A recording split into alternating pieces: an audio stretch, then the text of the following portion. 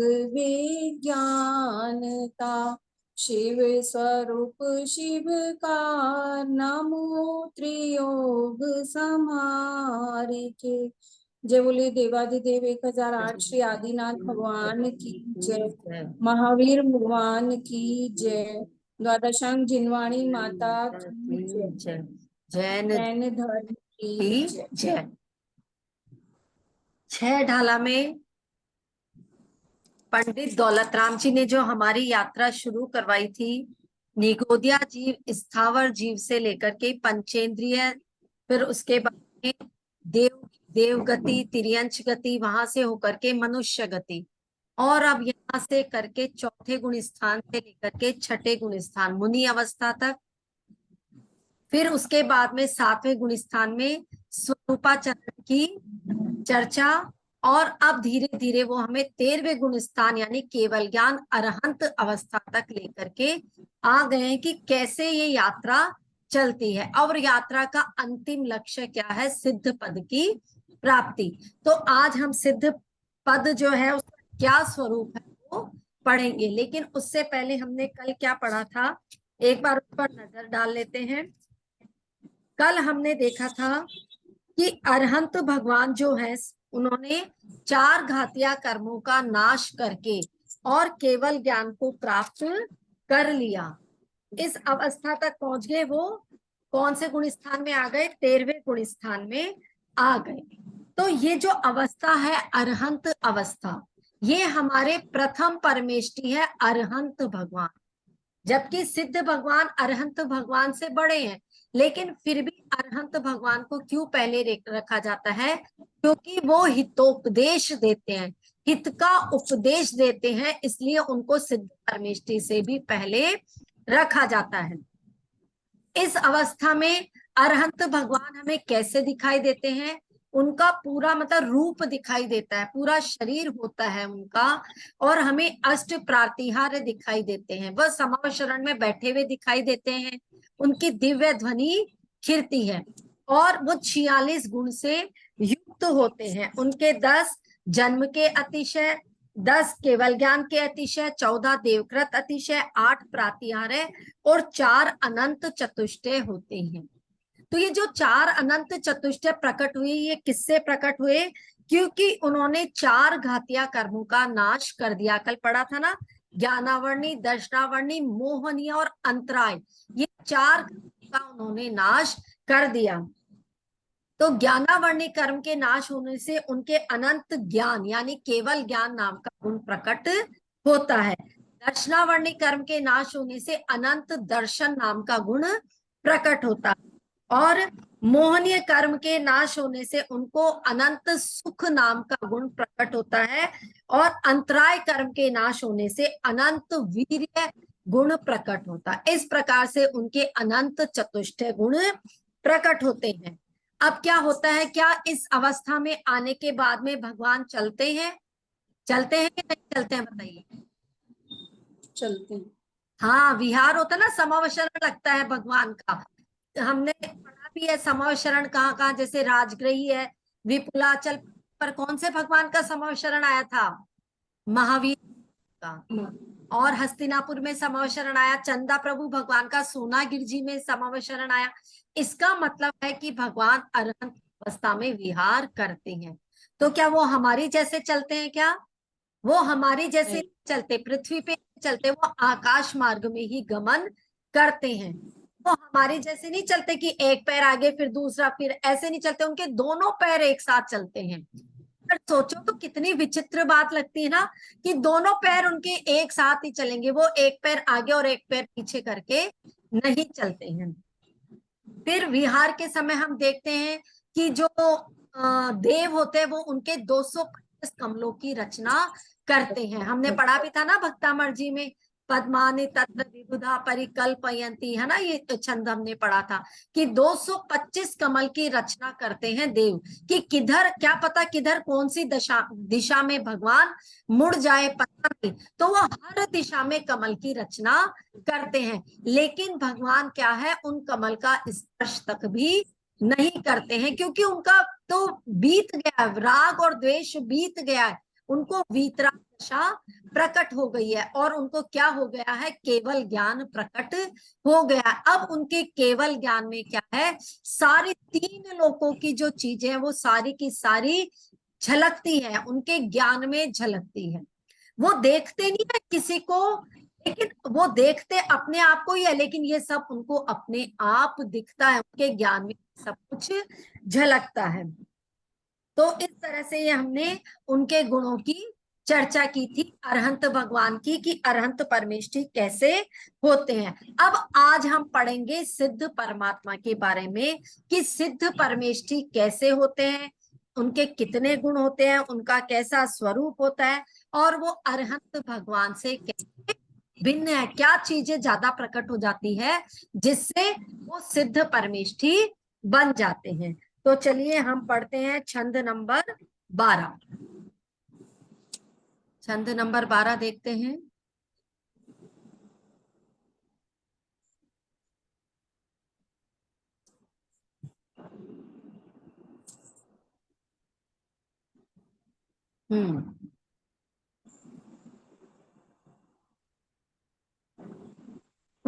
घाति शेष अघाति विधि चिन्ह माहि अष्टम भूवसे वसु कर्म विन से सुगुण वसु सम्यक आदि सब लसे संसार खार अपार पारा वार तरिती रही गए अविकार अकल अरूप पशु चिचे ध्रुप अविनाशी भय। सिद्ध परमात्मा को कितने नाम से देखो संबोधित किया, अविकार, अकल, अरूप, शुचि, चिद्रूप, अविनाशी, कितने शब्दों से सिद्ध भगवान को संबोधित किया है। तो आखिर क्या बात है कि इतने विशेषण उनके नाम के आगे लगाए हैं। तो चलिए देखते हैं इनके शब्दार्थ, तो हमें पता चलेगा कि उनको इतना संबोधन किस कारण से दिया गया है। पुनि इसके बाद में, अब किसके बाद में, जो हम अरहंत भगवान का स्वरूप पढ़ के आए कि उन्होंने 4 घातिया कर्मों का नाश कर दिया, इसके बाद में, तो अब इसके बाद में क्या होता है, शेष अघाती विधि घाती, विधि मीन्स कर्म, तो शेष अघाती, जो अब शेष अघातिया कर्म बच गए थे, घाती उनका भी उन्होंने नाश कर दिया। किसने, सिद्ध भगवान ने। पुनि मतलब इसके बाद में, अब उनके जो सत्ता में पड़े हुए थे 4 कर्म, उन 4 कर्मों को सिद्ध भगवान ने उनका घात कर दिया। कितनी देर में कर दिया, छिन्न माही, यानी क्षण मात्र में उन कर्मों का नाश कर दिया। जब तीर्थंकर भगवान अरहंत अवस्था में जब रहते हैं तो वो समवशरण में काफी समय तक उनका समवशरण चलता है, लेकिन उसके बाद में क्या है, जब उनको ये घाती कर्म जब मतलब नाश होते हैं, घातिया कर्म, तो क्षण मात्र में नाश करके और वो कहां पर चले जाते हैं, अष्टम भू बसे, अष्टम मतलब 8वीं, भू मतलब पृथ्वी, बसे यानी वहां जाकर के बस जाते हैं, वहां चले जाते हैं, 8वीं भूमि पर चले जाते हैं। वसु कर्म विन से, 8 कर्म के नाश होने पर, सुगुण वसु, तो 8 गुण ही क्या होते हैं, प्रकट हो जाते हैं। क्योंकि अब पहले 4 तो पहले ही नष्ट हो गए थे, 4 और नष्ट कर दिए, तो इसमें लिखा है सुगुण वसु यानी सम्यक आदि, तो वो 8 गुण है सम्यक आदि, उनके नाम मैं भी बताती हूँ। तो वो निर्मल 8 गुण क्या होते हैं, सब लसे प्रकट हो जाते हैं।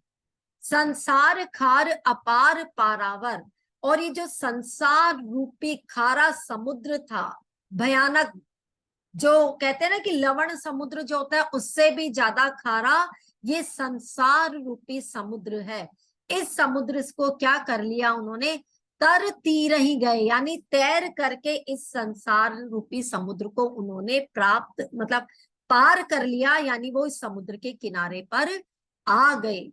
अविकार अकल अरूप, जिनका कोई आकार नहीं है, अकल यानी जिनका कोई शरीर नहीं है, अरूप में जो रूप से रहित हैं, और उनका स्वरूप कैसा है, चिद्रूप यानी चैतन्य रूप उनका स्वरूप है। अविनाशी, अविनाशी मतलब जो नाश नहीं होने वाला है, ऐसे स्वरूप को उन्होंने प्राप्त कर लिया है। अब देखिए इसमें पंडित दौलत राम जी ने क्या बताया है कि चार घातिया कर्मों के नाश होने के बाद में उनको जो है चार और गुण प्रकट हो जाते हैं। तो ये चार जो पहले थे, अनंत ज्ञान, अनंत दर्शन, अनंत सुख और अनंत वीर्य। फिर इसके बाद में और कौन से गुण प्रकट हो गए? अगुरु लघुत्व, अवगाहनत्व, सूक्ष्मत्व और अव्यापादन। ये चार गुण उनके और प्रकट हो जाते हैं। तो कुल मिलाकर के क्या हो गया? कुल मिलाकर के उनके 8 गुण प्रकट हो गए। और फिर क्या बोल रहे हैं वो कि ये गुण जब उन्होंने प्रकट हुए तो वो कहाँ चले गए? वो चले गए अष्टम वसुधा में, 8वीं पृथ्वी पर। अब ये कौन सी है 8वीं पृथ्वी? ये 8वीं पृथ्वी है ईशत प्रागभार भूमि। हाँ, ईशत प्रागभार भूमि उसको कहते हैं। किस अपेक्षा से उसको 8वीं भूमि कहा गया है? देखो, 7 तो नरक की भूमियां और 8वीं भूमि ईशत प्रागभार भूमि। तो वो उस अपेक्षा से 8वीं भूमि उसको कहा गया है कि वो मध्य लोक में तो वो आत्मा है ही है। उस मध्य लोक से क्या नीचे के साथ में नहीं गए, मध्य लोक में वो ही है, तो ऊपर की 8वीं भूमि में वो चले जाते हैं, ईशत प्रागभार भूमि में। तो अब वहां क्या होता है? सिद्ध शिला बनी हुई होती है। वहां से वो मध्य लोक से 7 राजू ऊपर चले जाते हैं। पूरा जो लोक है ना, पूरा ये 14 राजू का है। और इस 14 राजू में वो बीच में मध्य लोक से 7 राजू ऊपर है। तो वो 7 राजू क्षण मात्र में ऊपर जाकर के चले जाते हैं। और ये जो भूमि है, भूमि के ऊपर एक सिद्ध शिला बनी हुई होती है, स्फटिक मणि की शिला होती है, निर्मल एकदम कांच के समान, बिल्कुल दर्पणवत सिद्ध शिला होती है। उस सिद्ध शिला में क्या होता है? उस सिद्ध शिला में वो उसको टच नहीं करते हैं, बल्कि क्या करते हैं?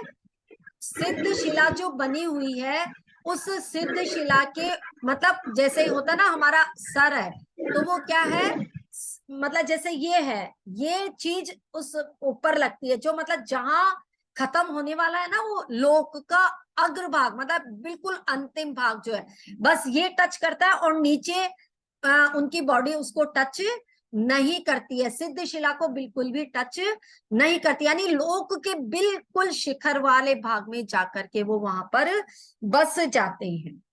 तो इस तरह से क्या है, भगवान वहां जाकर के बस जाते हैं। और ये अष्टम जो पृथ्वी है, ये 45 लाख योजन प्रमाण भूमि होती है।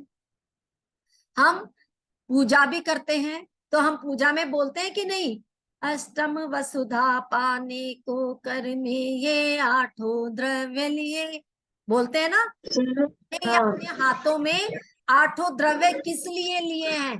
ताकि हे भगवान मैं भी क्या कर पाऊं, इस 8वीं भूमि को मैं प्राप्त कर पाऊं, इसलिए हम भगवान को अर्घ समर्पित करते हैं। तो इस प्रकार से सिद्ध भगवान का स्वरूप समझ में आया। अब उसमें वो बोल रहे हैं कि कैसे हो जाते हैं सिद्ध भगवान। तो वो जो सिद्ध भगवान है वो अविकारी है। अविकारी क्यों बोला? क्योंकि उन्होंने 8 कर्मों का नाश कर दिया। अब जब उनके कोई कर्म ही नहीं बचा, यानी कोई भी विकार नहीं बचा, सारे प्रकार के वो विकार भाव से क्या है, रहित है, तो इसलिए वो कैसे हो गए? इसलिए वो अविकारी हो गए। ठीक है। फिर एक सेकंड, किसी का माइक, इसलिए वो अविकारी हो गए, यानी सारे विकारों से रहित हो गए, इसलिए सिद्ध परमेष्ठी भगवान को अविकारी कहा है। अकल, अकल वाला अकल नहीं है यहाँ पे, पूरा क है, अकल, कल मतलब होता है शरीर, और अ मतलब रहित, यानी जो शरीर से रहित हो गए। क्योंकि जो अरहंत परमेष्ठी थे वो तो फिर भी क्या थे, परम औदारिक शरीर वाले थे, उनका शरीर चरम शरीर था, उसमें सिर्फ सूक्ष्म जीव बचे थे और कुछ भी नहीं बचा था। लेकिन अब जब सिद्ध परमेष्ठी बन गए तो अब क्या हुआ, उनका तो शरीर ही नहीं है। अ प्लस कल यानी मीन्स रहित, और कल मतलब काया या शरीर, तो वो बिना शरीर के हैं, इसलिए उन्हें बोला अकल। फिर अरूप, उनका कोई भी रूप नहीं है। अभी हमने सिद्ध परमेष्ठी भगवान की भी प्रतिमाएं आपने देखी होगी मंदिर में, तो वो एक ढांचा सा सिर्फ बना हुआ था, बीच में कुछ भी नहीं है, और चारों तरफ वो उसका कटआउट लगा हुआ रहता है, चाहे वो पीतल की प्रतिमा हो, किसी धातु की हो, है ना, तो वो सिद्ध परमेष्ठी की प्रतिमा होती है, यानी अरूपी होती है। फिर शुचि, यानी वो पवित्र है, निर्मल है। क्यों पवित्र और निर्मल है? क्योंकि अब वो विकार भाव से रहित हो गए, इसलिए वो निर्मल और पवित्र हैं। फिर चिद्रूप, यानी सिर्फ और सिर्फ वो अब एक चैतन्य आत्मा है। चिद्रूप मीन्स वो सिर्फ चैतन्य, चेतनता केवल वहां वास है, चेतनता का वास है, इसके अलावा और कुछ भी नहीं है। अविनाशी, वो अब उनका नाश कभी भी होने वाला नहीं है। वो बस ऐसी जगह जाकर के बस गए जहां से उनका कोई नाश नहीं कर सकता, वो उन्होंने अविनाशी पद को प्राप्त कर लिया है। अब कहते हैं कि अविनाशी पद को प्राप्त कर लिया, क्या वो अब वापस यहाँ पर आएंगे या नहीं आएंगे? अब वो क्यों आएंगे यहाँ पर वापस, जब उन्होंने इस संसार रूपी खारे समुद्र को तैर कर पार कर लिया। तैर कर का क्या मतलब, उन्होंने एफर्ट्स किए ना, उन्होंने पुरुषार्थ किया, अपने सारे कर्मों को झड़ाया, सारे कर्मों को अपने आप से अलग किया, स्व आत्मानुभूति की, सारे कर्मों का नाश किया, तब जाकर के उन्होंने क्या है, ये सारे कर्मों का नाश करके संसार रूपी समुद्र से वो क्या हो गए, पार हो गए। और तो इसलिए वो अब उन्होंने क्या किया, अपने तैर करके क्या किया, समुद्र के किनारे पर वो जा बसे। तो इसलिए अब वो वहां से वापस आने वाले नहीं है, उन्होंने अविनाशी पद को प्राप्त कर लिया है। तो इस प्रकार से ये सिद्ध परमेष्ठी भगवान के क्या दिए हैं उन्होंने, सिद्ध परमेष्ठी भगवान के ये विशेषण बताए कि इससे हम उनको संबोधित कर सकते हैं। और ये आपको मैंने कल बता दिया था कि अघातीय कर्म कौन से होते हैं। अघातीय कर्म होते हैं जो क्या करते हैं, जीव के अनुजीवी गुणों का घात करते हैं, यानी जिन मतलब ऐसे गुण का आत्मा से कोई संबंध नहीं है, नहीं। वो सिर्फ संयोग के वशीभूत होकर के मिले हैं, तो ऐसे गुणों का उन्होंने नाश कर दिया, इसलिए अब उनमें 8 गुण प्रकट हो गए। तो ये था हमारे सिद्ध परमेष्ठी भगवान का स्वरूप। अब आगे चलते हैं कि ये जो मोक्ष पर्याय मिल गई, सिद्ध बनना मतलब मोक्ष की पर्याय में चले जाना, तो अब इसकी क्या महिमा है ये देखते हैं हम आगे वाले छंद में।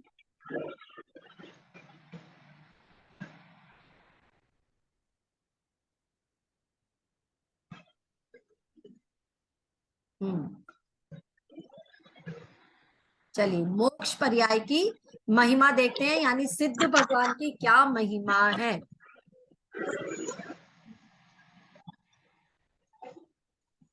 निज माहि लोक अलोक गुण पर्याय प्रतिबिंबित भय रही है अनंतानंत काल, यथा तथा शिव परिणय धनी धन्य है जीव नर भव पाए यह कारज किया, तिन्हि अनादि भ्रमण पंच प्रकार तजीवर सुख लिया। क्या महिमा बता रहे हैं सिद्ध परमेष्ठी भगवान, निज माही लोक अलोक गुण, यानी निज माही, निज मतलब अपने, माही मतलब अंदर, अपने अंदर लोक को और अलोक को, ये जो लोकाकाश है अलोकाकाश है, पूरे 3 लोक को और 3 लोक के बाहर जो अलोक उसको भी क्या करते हैं, गुण पर्याय प्रतिबिंबित भय, ये जितने भी द्रव्य हैं, गुण है, पर्याय है, वो सब उनके अंदर प्रतिबिंबित होते हैं। प्रतिबिंबित मतलब जैसे कांच के अंदर हम अगर देखते हैं तो हमें हमारी शक्ल नजर आती है ना, उसको हम प्रतिबिंब बोलते हैं। ऐसे ही तीन लोक का प्रतिबिंब भगवान के अपने अंदर उनको तीनों लोकों का प्रतिबिंब दिखाई देता है। वो खुद देखते नहीं है, उनको अपने आप ही ये चीज दिखती है। यथा शिव परिणय, जिस अवस्था से मोक्ष की प्राप्ति होती है, यानी वो जब मोक्ष में चले गए तथा अनंतानंत काल रही है, यानी अब वो अनंतानंत काल तक वहीं पर ही रहते हैं। हाँ, जे जीव नर भव पाए, और जिस जीव ने क्या किया, जिन भव्यात्माओं ने क्या किया, पहले मनुष्य पर्याय को प्राप्त की और यह कार्य किया, और यह कार्य किया। अब कौन सा कार्य किया? सिद्ध पद को प्राप्त करने का।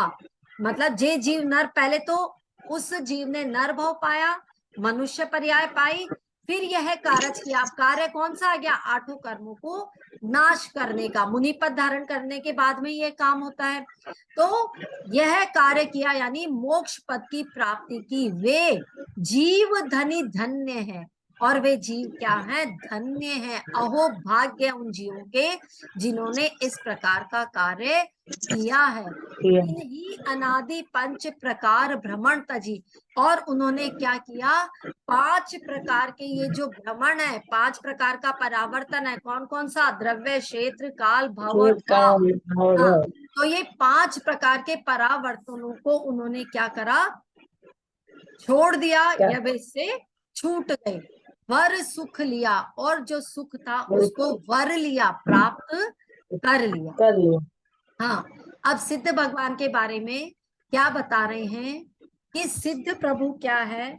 उन्होंने जब आठों कर्मों का नाश कर लिया और मोक्ष पद को प्राप्त कर लिया, तो वो अपने अंदर ही किसको देख रहे हैं? लोक को और अलोक को, दोनों को, और हर जीव के गुण और पर्याय को अपने अंदर देख रहे हैं, या उनका प्रतिबिंब उनको वहां पर दिखाई दे रहा है। अब जैसे क्या है कि वो खुद देखते नहीं है प्रतिबिंब को, ये जब वो अपने अंदर ही है तो ये चीजें अपने आप उनके ज्ञान में झलक रही है, और उनको कोई फर्क नहीं पड़ता है इस चीज से। जैसे मान लीजिए, अगर हम लोगों को पता लग जाए जैसे हमारा भविष्य क्या होने वाला है, यदि कुछ बुरा होने वाला तो क्या हमें चिंता नहीं होगी? हमें डर भी लगेगा, या कहीं कुछ युद्ध होने वाला उसका भय हमें लगेगा, और या और हम किस गति में जाकर के जन्म लेंगे, यदि हमें वो दिख जाए, उल्टी सीधी गति मिल रही है, तो वह देख करके हमारा क्या होगा? मतलब हमारे कौन से भाव चलने लग जाएंगे? संक्लेश के परिणाम चल जाएंगे। यानी हमारे को तो इतनी ज्यादा पीड़ा और वेदना होगी, लेकिन क्योंकि जो सिद्ध भगवान है उनके ये ज्ञान में सब कुछ झलक रहा है, लेकिन उनको इससे कोई मतलब नहीं है कि किसका भविष्य क्या है और किसका पास्ट क्या था। अभी कांच है, कांच में मान लीजिए अग्नि का प्रतिबिंब दिखाओ, चाहे कमल का प्रतिबिंब दिखाओ, कांच उस प्रतिबिंब को छूता तक भी नहीं है। उस कांच क्या रहता है? उससे बिना छुआ रहता है, उसको कोई फर्क नहीं पड़ रहा है। वैसे ही चाहे सिद्ध भगवान है, चाहे अरहंत भगवान है, उनके ज्ञान में जब ये सारी चीजें झलक रही है तो उनको इससे कोई फर्क नहीं पड़ता, उससे अलिप्त है। दिखाई सब कुछ देता है लेकिन फर्क उनको कुछ भी नहीं पड़ता है। वो वीतरागी हो गए हैं, चाहे जिसका जो पास्ट है चाहे जो फ्यूचर है, वो उनको कोई राग और कोई द्वेष किसी से भी नहीं होता है। और वो मोक्ष पद की प्राप्ति उन्होंने कर ली, तो वो अनंतानंत काल तक कहाँ रहते हैं? उस ही अवस्था में रहते हैं। अब वो वहां से वापस आने वाले नहीं हैं। और प्रशंसा कर रहे हैं पंडित दौलत राम जी उन सिद्धात्माओं की, उन भव्यात्माओं की, कि जिन्होंने पहले मनुष्य पद को प्राप्त किया, और इस पद को प्राप्त करने के बाद में उन्होंने क्या कार्य किया? आठों कर्मों को नाश करने का कार्य किया, और 8 कर्मों का नाश करने के बाद में मोक्ष पद को प्राप्त कर लिया। तो वे जीव क्या है? धनी धन्य, वे जीव धन्य है, उनके अहोभाग्य हैं, वे विशेष प्रशंसा के पात्र हैं। और ऐसी आत्माओं ने संसार से पंच परावर्तनों का क्या कर दिया, नाश कर दिया। अब उन्हें न किसी द्रव्य में जाना, न किसी क्षेत्र में जाना, न किसी भव में जाना, कहीं नहीं जाना और कुछ नहीं करना। वहां पर उनके पास करने के लिए कुछ भी नहीं है। वो क्या है, निष्कामी है और काम करने के लिए कुछ भी नहीं है।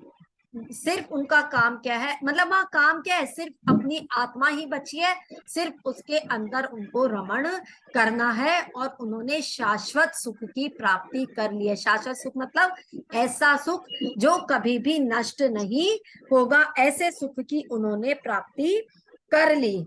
ऐसी मुक्ति रूपी लक्ष्मी जो है उन्होंने प्राप्त कर ली कि वो मुक्ति रूपी लक्ष्मी अब उनसे छूटने वाली नहीं है।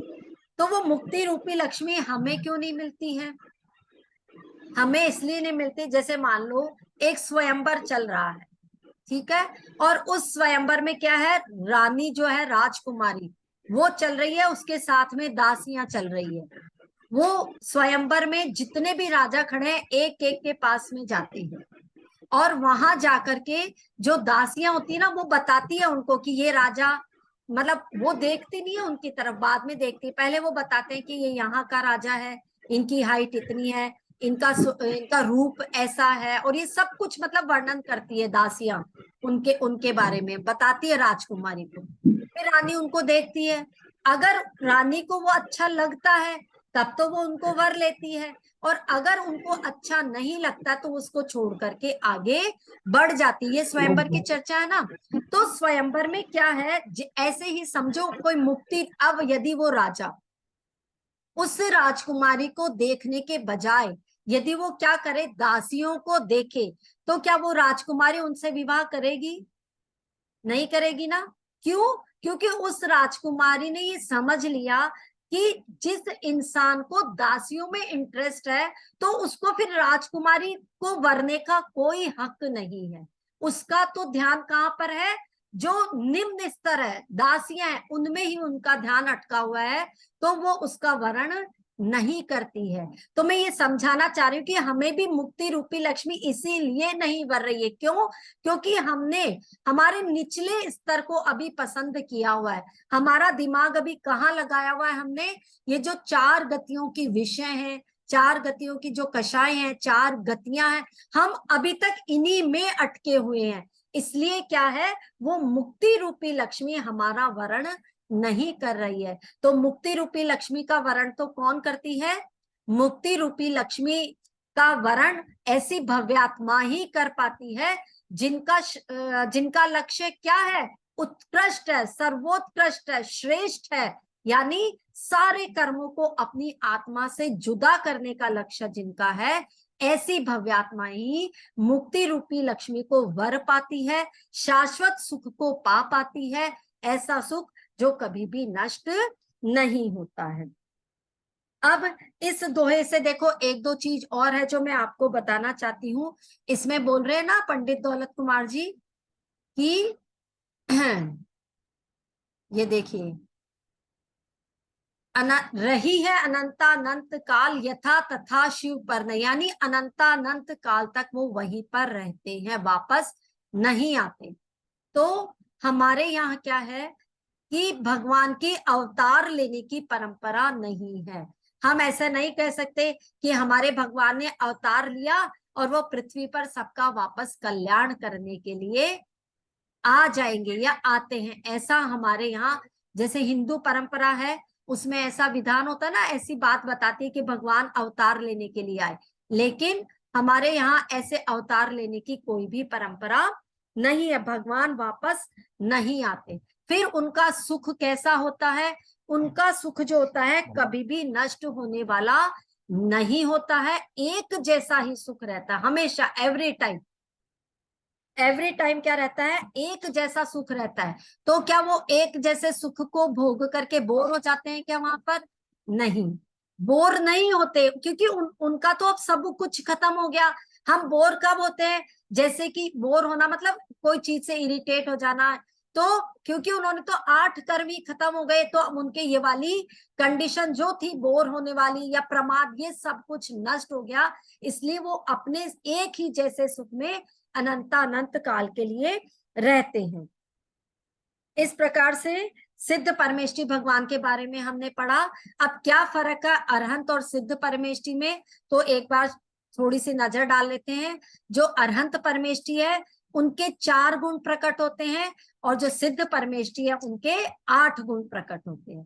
फिर अरहंत परमेष्टि समवशरण में विराजमान होते हैं, वो क्या बोलते हैं, दिव्य ध्वनि कीर्ति है, उपदेश देते हैं, विहार भी करते हैं, और उनका रूप है। लेकिन दूसरी तरफ देखें तो जो सिद्ध परमेष्टि है उनका ना तो रूप होता है, ना काया होती है, ना उनका समवशरण होता है, ना वो विहार करते हैं, वो सिर्फ सिद्ध शिला में जाकर के विराजमान हो जाते हैं। जबकि अनंत परमेष्टि कहाँ है, मध्य लोक में विराजमान होते हैं। ये कुछ ऊपरी ऊपरी उनके गुणों में फर्क था जो मैंने आपको बताया। और अब हमारा समय हो गया है, तो आज के लिए इतना ही। चलिए नीलम भाभी जिनवाणी स्तुति कर दीजिए।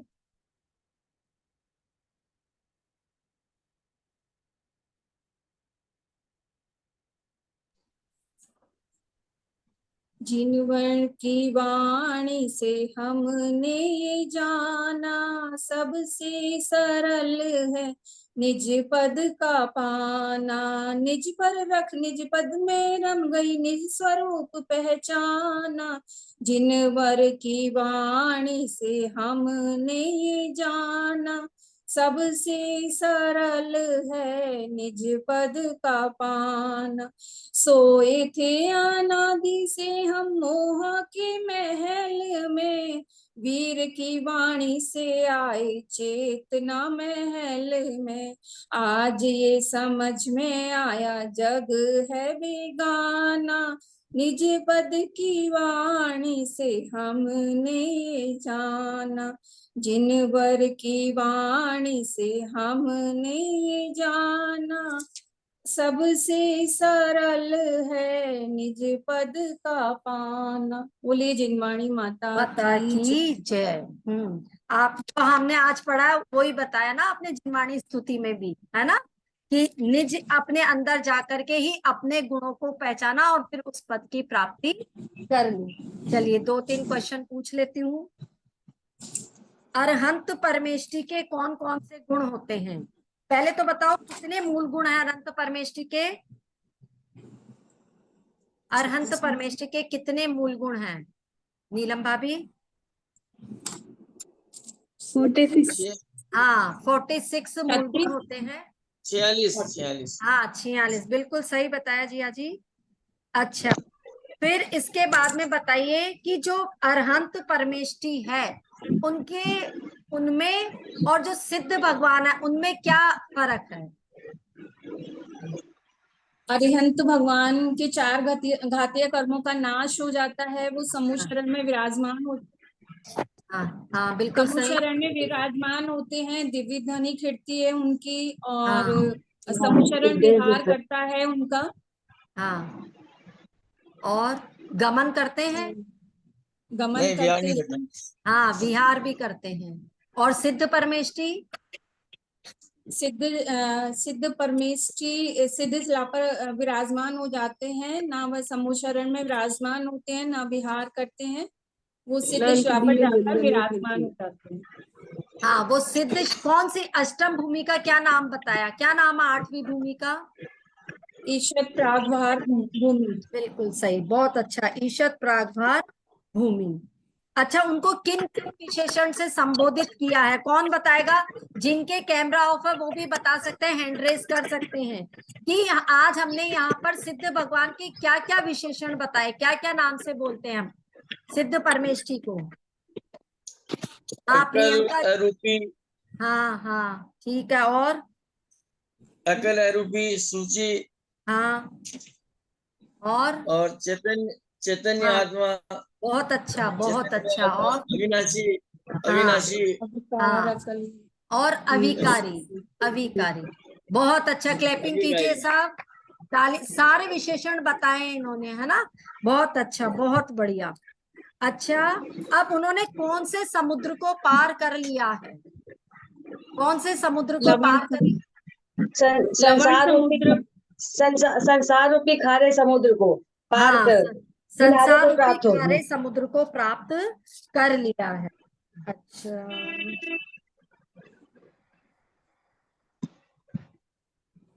एक मिनट। अच्छा, जो अरहंत भगवान है उनका सुख किन किन से भी ज्यादा होता है? कल पढ़ाया था मैंने ये। अरहंत भगवान का सुख सबसे ज्यादा है, तो कुछ नाम बताए थे, किन किन से ज्यादा है? हैंड रेज करो। प्रमीला भाभी बताइए। अरिहंत भगवान का सुख सबसे ज्यादा। प्रियंका जी बताइए, प्रियंका उदयपुर।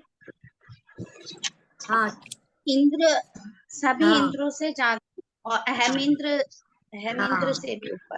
हाँ, ऊपर। अहम इंद्र से भी ज्यादा उनका सुख होता है। अहम इंद्र जो खुद अपने आप के ही इंद्र है, किसी का ऑर्डर उनपे नहीं चलता। तो देखो, उसके अलावा तो कोई है ही नहीं। जो 100 धर्म इंद्र से भी बड़े हैं, पर उनसे भी ज्यादा सुख किसका है? अरहंत भगवान का अरविंद। है। चलिए, आज हमारा यहाँ तक हो गया। अब 3 छंद और बचे हैं। अच्छा, कल क्लास लेनी है क्या? कल संडे है, बताइए, या मंडे को ही लूं क्लास? चलो ऐसा करते ले हैं। लो कल, हाँ, ले लो। ऐसा करते हैं, अगर मुझे क्लास लेनी होगी ना, तो मैं 1:30 बजे के आसपास मैसेज डाल दूंगी, ठीक है? तब अगर लेनी होगी तो मैं मैसेज डाल दूंगी, तो आप देख लेना। नहीं तो बस अब 2 क्लास और रहती है हमारी। 3 छंद रहते हैं, और उसके अलावा में एक बार पूरी 6 डाला, एक क्लास और लेंगे, तो 2 क्लास बची है। तो सब ज्यादा से ज्यादा क्लास में आओ, और इस पूरी 6वीं ढाल का सार हमें पढ़ना है, ठीक है? चलिए, आज के लिए इतना ही। आप सभी स्वस्थ रहें, मस्त रहें और तंदुरुस्त रहें, इस भावना के साथ कल फिर मिलेंगे एक नई एनर्जी के साथ। तब तक के लिए सबको सादर जय जिनेन्द्र। जय जय। जय जिनेन्द्र। जय जिनेन्द्र। जय